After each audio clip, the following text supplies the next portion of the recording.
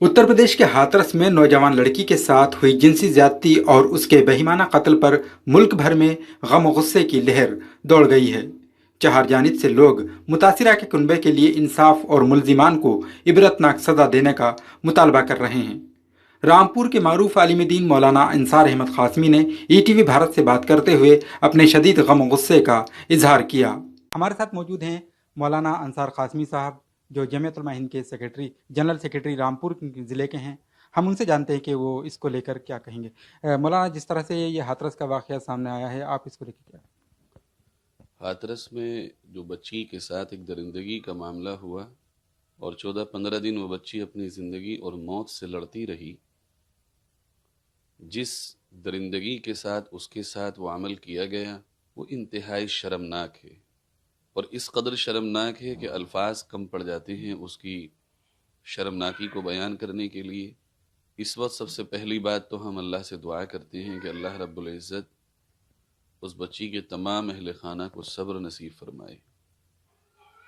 और इस बुरे वक्त में हम उनके दुख में शरीक हैं।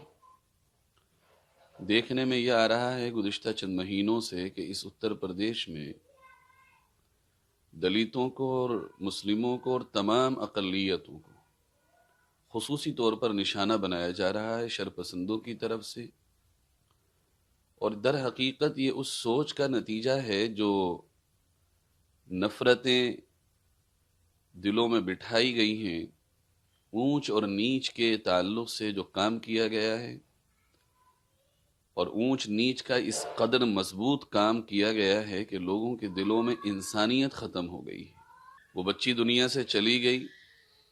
आखिरी वक्त में वहाँ के पुलिस प्रशासन ने जिस तरह का मामला किया और जो वीडियोस देखे हैं और फोटोज़ देखे हैं वहाँ के, ऐसा लगता है कि जो वहाँ पुलिस वाले और पुलिस के आला अधिकारी और एडमिनिस्ट्रेशन के अधिकारी मौजूद थे उनके सीने में दिल ही ना था, बल्कि दिल की जगह कोई पत्थर था जो उनका दिल पिघल ना सका।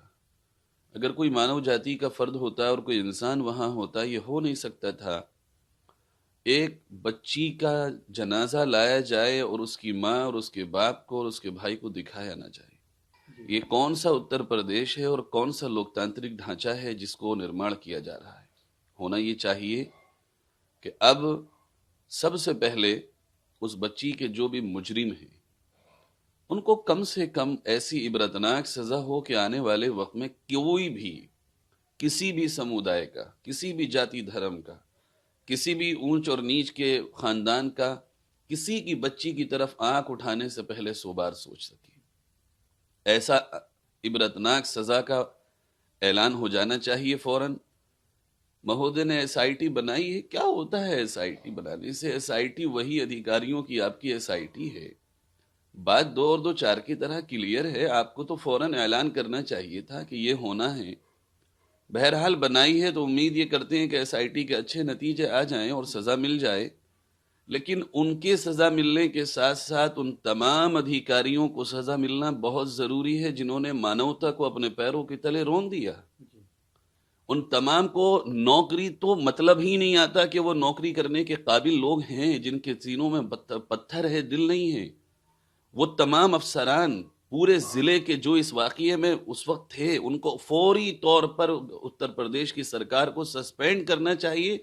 उसके बाद उन पे भी ऐसा ही केस तकरीबन हत्या का चला देना चाहिए, चूंकि कहीं ना कहीं उन लड़कों ने उसके जिस्म को नोचा था और आज उस रात में उन्होंने उसके शरीर को जलाया है, एक आत्मा को जलाया है उन्होंने, तो वो भी उस सजा के मुस्तहिक हैं। और अगर एक तरफ सजा होगी और एक तरफ नहीं होगी तो माना जाएगा कि इंसाफ की जो तलवार है फिर वो 2 धारी रही, एक तरफ से इंसाफ नहीं हो पाया। बिल्कुल बिल्कुल, आपका बहुत बहुत शुक्रिया। तो मौलाना का सीधा तौर पर यही कहना है कि जो लड़की के साथ किया गया है उसको इंसाफ मिलना चाहिए और उनको जो इसके कसूरवार हैं उनको सख्त से सख्त सज़ा मिलना चाहिए, तभी इन जैसे वाक़यात पे और हादसों पे रोक लगने की उम्मीद की जा सकती है। बहरहाल अब देखना ये होगा कि जिस तरह से उत्तर प्रदेश हुकूमत की जानिब से क्या फ़ैसले लिए जाते हैं और अगर उनको क्या उत्तर प्रदेश हुकूमत उन कसूरवारों को सख्त से सख्त सज़ा दे पाएगी, जिससे ताकि आगे इस किस्म के वाक़यात रोनुमा ना हो सकें। ईटीवी भारत के लिए रामपुर से अबुल कलाम।